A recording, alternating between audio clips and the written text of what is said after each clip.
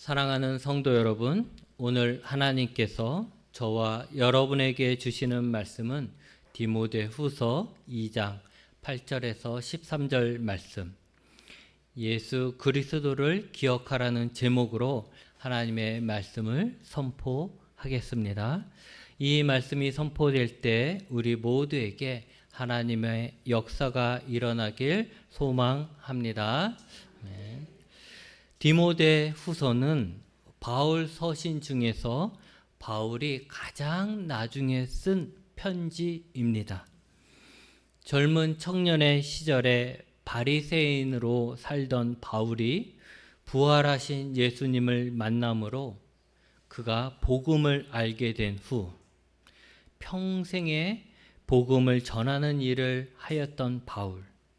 근데 이제 그의 생애의 마지막 자리에서, 그것도 차가운 지하 감옥에서 자신이 사랑하는 제자 디모데에게, 그리고 교회에게 쓴 편지가 디모데 후서입니다. 복음을 전하며 여러 지역에서 교회를 세운 바울이 감옥에 갇혀 있는 것처럼 이 당시의 교회는 핍박, 고난에 직면하여 있었고, 노인이 된 바울은 차가운 감옥에 있으면서도 교회를 걱정하지 않을 수 없었습니다. 핍박과 고난의 시기에 교회는 어떻게 해야 하는가? 소나기는 피해가라는 말이 있듯이 핍박과 고난이 지나갈 때까지 그냥 피해 있어야 하는가? 아니면 이 고난과 핍박을 이겨가며 계속해서 전진해 나가야 하는가? 사회적 분위기가 교회를 타락한 집단으로 매도하고 신앙을 지키려는 자를 광신도로 몰아가거나 전도하려 할 때 조용하라고 하고, 오히려 교회의 여러 문제들을 지적하며 공격하는 이 시대에 우리의 신앙은 어떻게 해야 하는가?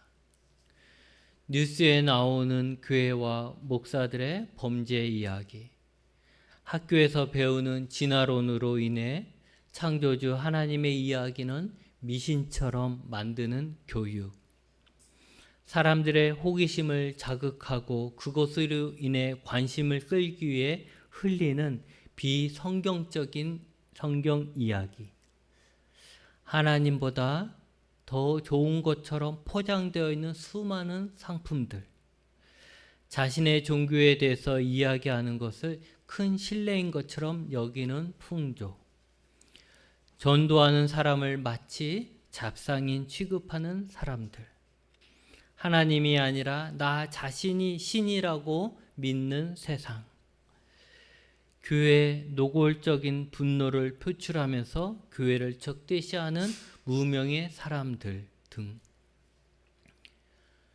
여러 모양으로 교회와 우리의 믿음을 핍박하고 복음을 조롱하는 자들에게 둘러싸여 있는 우리는 어떻게 해야 합니까? 식당에서 식사 기도를 하고 교회 활동에 열심을 내고 전도까지 하는 것은 너무 억척스러운 모습은 아닐까? 사도 바울은 디모데후서 1장 8절에 그러므로 너는 내가 우리 주를 증언함과 또는 주를 위하여 갇힌 자 된 나를 부끄러워하지 말고 오직 하나님의 능력을 따라 복음과 함께 고난을 받으라고 하였습니다. 우리들의 이런 고민을 사도 바울에게 얘기하면 사도 바울의 대답은 단호한 것이죠. 고난 때문에 숨지 말고 오히려 당당하게 고난을 받으라는 것입니다. 그러면서 오늘 말씀에 있는 것처럼 예수 그리스도를 기억하라고 합니다. 예수 그리스도가 어떤 분입니까? 다윗의 씨로 죽은 자 가운데서 다시 살아나신 분입니다. 다윗의 씨라는 것은 하나님이 그 구약의 사람들에게 약속하셨던 그 메시아라는 것입니다. 하나님이 보내신 메시아, 그분이 우리가 사는 세상으로 들어오셨고 결국 우리처럼 죽었습니다.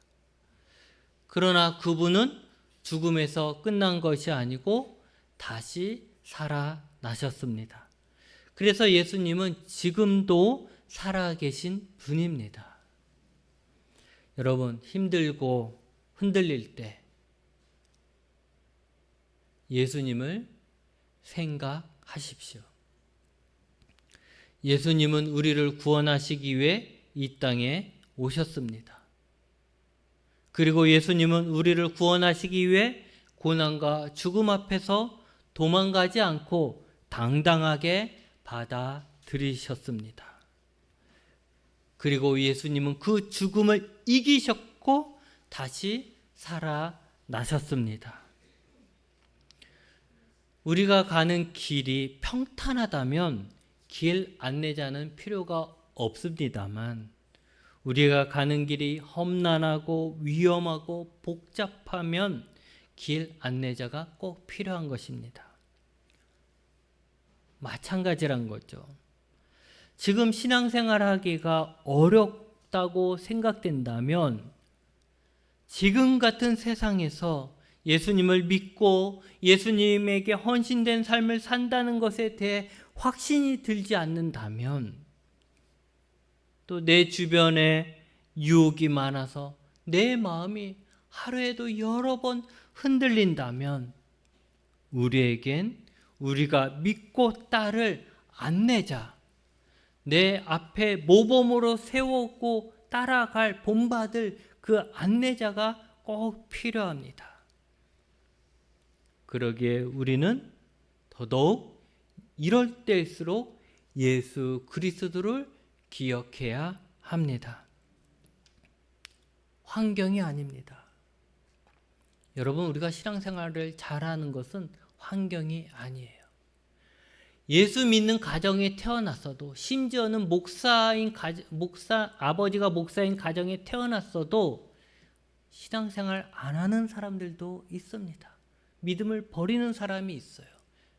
반면에 무속인의 집에 태어나서 자기 엄마가 무당임에도 불구하고 아니면 오랜 세월 동안 불교를 열심히 믿었던 집안에서 태어났음에도 불구하고 예수님을 믿는, 그래서 목사가 되는 사람들도 있습니다. 여러분, 환경이 아니라는 거예요. 내가 신앙생활 하는데 환경이 중요한 게 아니라는 거죠. 환경은 사람마다 다 다를 수 있고 때마다 다 다를 수 있습니다. 내가 여러분이 살아온 60, 70, 80의 평생에 환경이 똑같았습니까? 수시로 변했잖아요. 우리 신앙의 환경을 따라간다면 우리의 신앙도 수시로 변하는 거예요. 하지만 우리가 살아온 평생 동안 환경은 수없이 바뀌었어도 우리의 신앙은 바뀌지 않는 거예요. 그렇기 때문에 그 많은 환경과 그 많은 선택지 앞에서 어떻게 그 많은 이유를 찾아내고 해답을 찾아가며 예수를 따르겠습니까? 그때마다 필요한 정답지가 어디서 구하겠냐라는 것이죠. 그런 거 다 덮고 우리는 오직 예수 그리스도를 기억해야 합니다. 예수님이 어떤 분이시고 예수님의 삶이 어떠했는가? 예수님은 하나님이 보내신 나의 구원자이십니다. 예수님은 나를 구원하시기 위해 십자가의 고통과 외로움과 멸시를 참으셨습니다. 공생애의 3년을 보면 예수님을 따르는 많은 추종자들도 있었지만 예수님을 죽이려고 하는 적들도 많았습니다. 예수님은 가족들에게 미친놈 취급도 받았고 서기관이나 제사장들을 통해 무시도 당하고 공격도 당하고 조롱도 당했습니다. 예수님을 왕으로 섬기려는 자들의 유혹도 예수님은 받으셨습니다. 또한 믿었던 사람들에게 배신도 당했고 자신의 가정을 꾸리지도 않고 재산을 모으지도 않고 오직 복음을 전하고 가르치고 병든 자를 고쳐주셨습니다. 그리고 십자가에서 죽으셨습니다.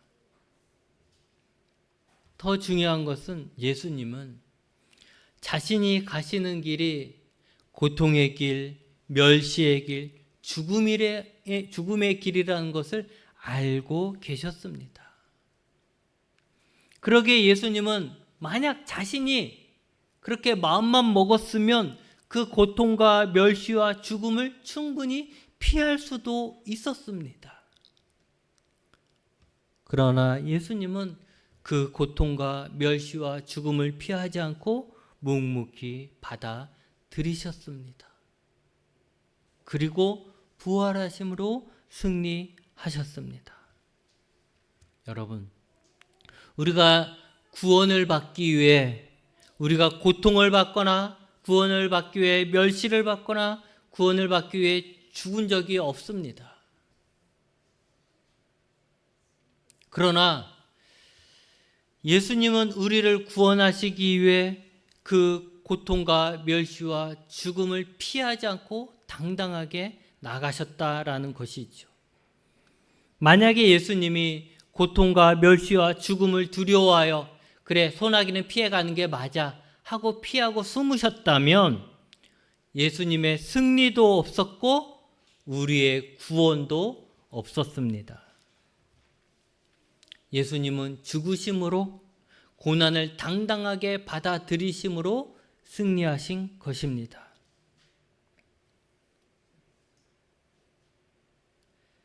신앙생활하기 어렵다고요? 우리는 예수 그리스도를 기억해야 합니다.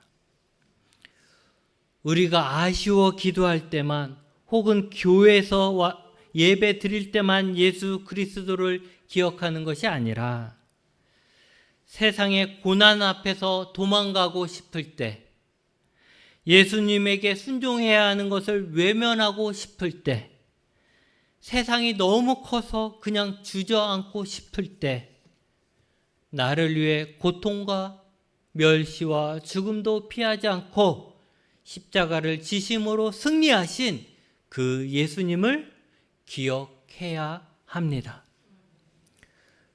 요즘 같은 시절에 내가 전도하지 말아야 할 이유, 내가 교회 가지 말아야 할 이유, 내가 예수님 믿는 것을 나타내지 말아야 될 이유, 내가 하나님 앞에 헌신하지 말아야 할 이유가 100가지 넘게 떠오른다 해도 나를 위해 사신 예수 그리스도를 기억하며 고난을 피하거나 복음을 부끄러워하는 것이 아니라 고난을 이길 수 있도록 하나님의 능력을 구해야 합니다. 바울은 자기 자신을 그 본보기로 제시합니다. 바울은 부활하신 예수님을 만난 후 그의 인생이 완전히 달라졌습니다. 한마디로 말하면 인생이 핀 게 아니라 고난의 인생이 돼버렸어요. 그는 감옥에 갈 사람도 아니고, 그는 가난할 사람도 아니고, 그는 사람들에게 매를 맞을 사람도 아니고, 사람들에게 욕을 먹을 사람도 아니었습니다.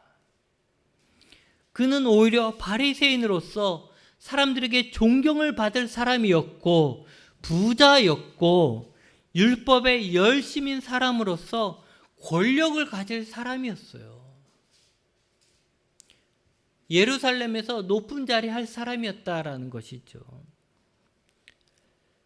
그는 부활하신 예수님을 만남으로써 그런 꽃길을 버리고 고난의 길에 들어선 것입니다. 그러면 그의 인생은 후회되는 인생이었을까요? 내가 그 꽃길을 버리고 예수님을 만남으로 인해서 이런 고난의 길을 가게 됐네. 나 지금 보니까 잘못 산 것 같아 라고 했을까요? 오늘 말씀이 지하 감옥에서 갇혀서, 로마의 지하 감옥에 갇혀서 노년의 때, 이제 노인이거든요. 그리고 이제 죽어요. 바울은 순교하게 돼요. 그러면서 이제 자신의 인생을 돌아봤을 거 아닙니까? 여러분, 노년의 때 이제 내가 죽는다 생각하면 누구든 자기의 삶을 돌아보게 되는 거예요. 그리고 이제 평가하게 되는 거죠.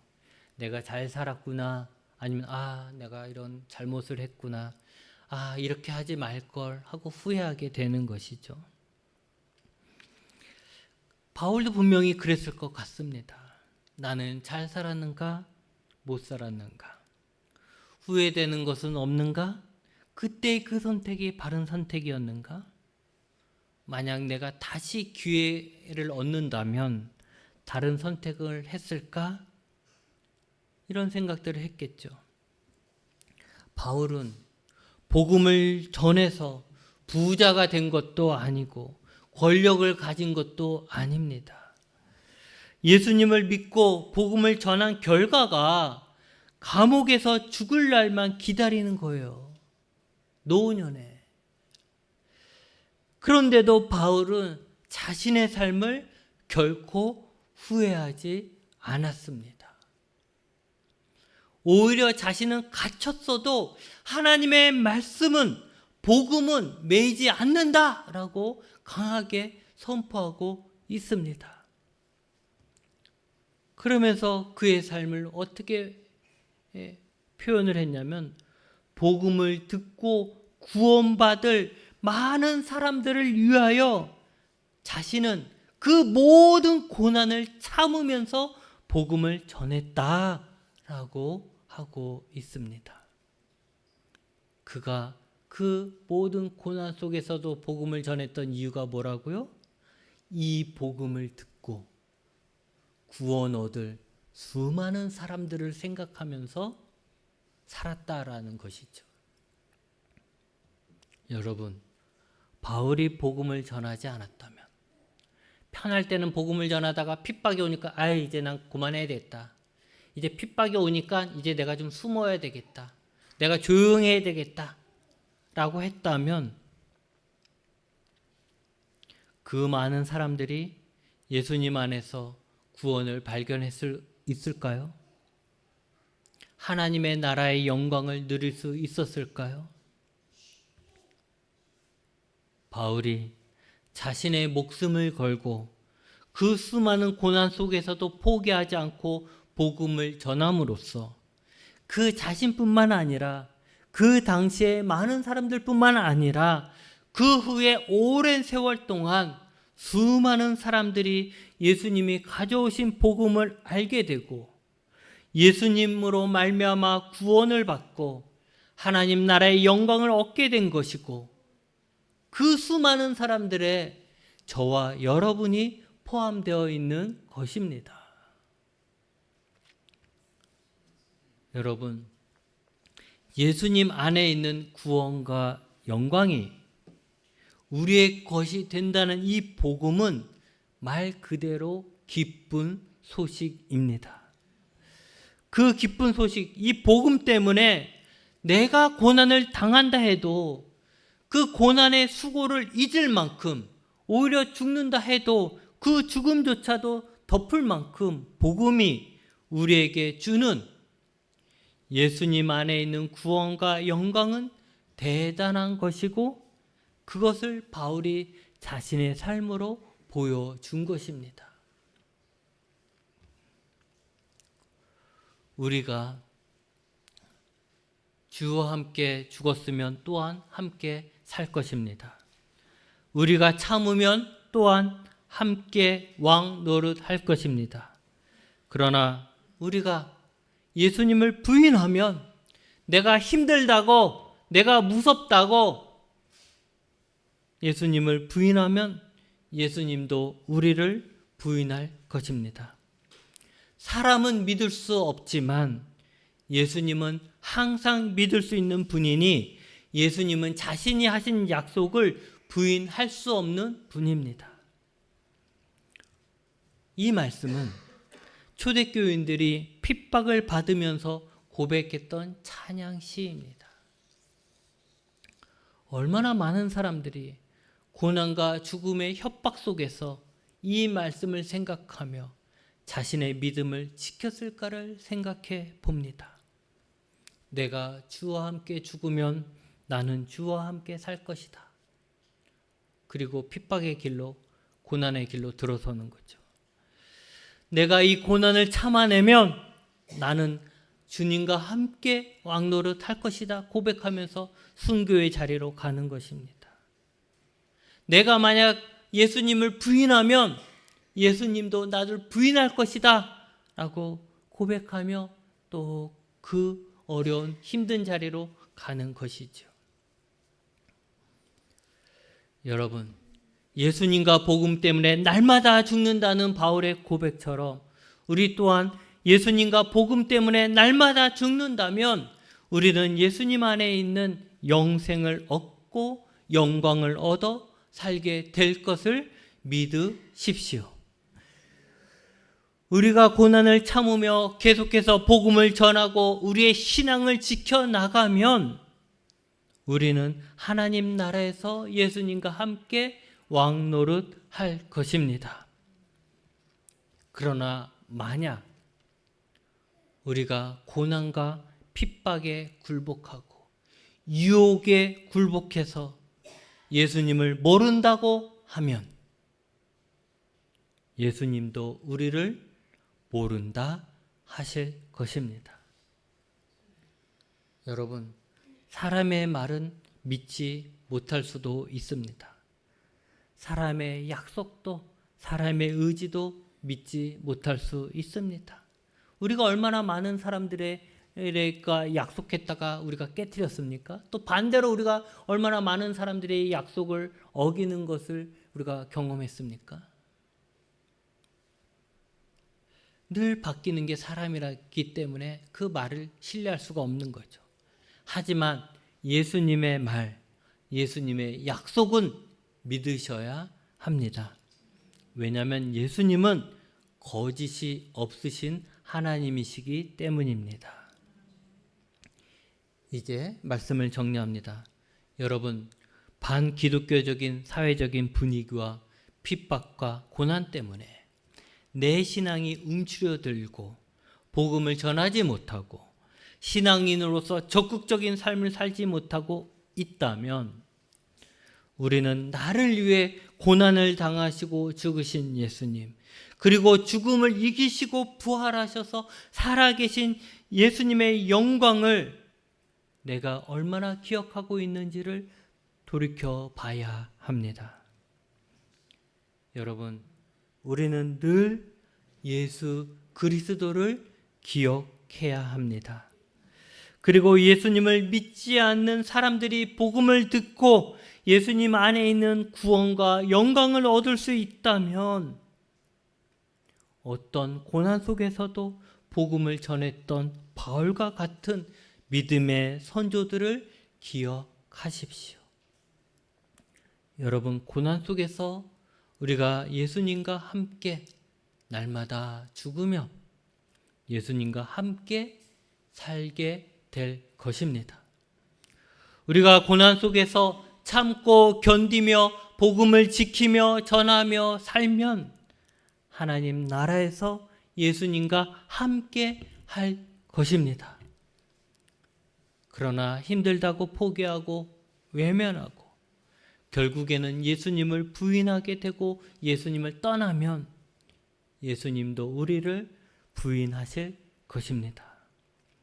여러분, 예수님을 기억하며 예수님과 함께 죽고 예수님과 함께 살 것을 소망하며 오늘도 참고 견디며 계속해서 나아갈 때 우리에게 주어질 승리의 영광을 믿고 고난에도 당당한 그리스도인이 되시길 축복합니다.